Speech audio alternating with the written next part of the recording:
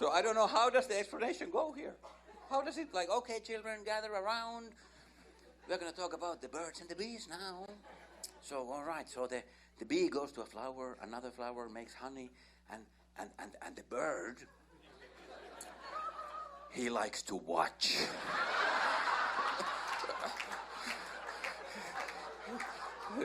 He's just,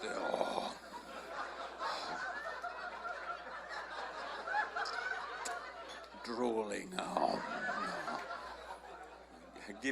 giving himself a wing job.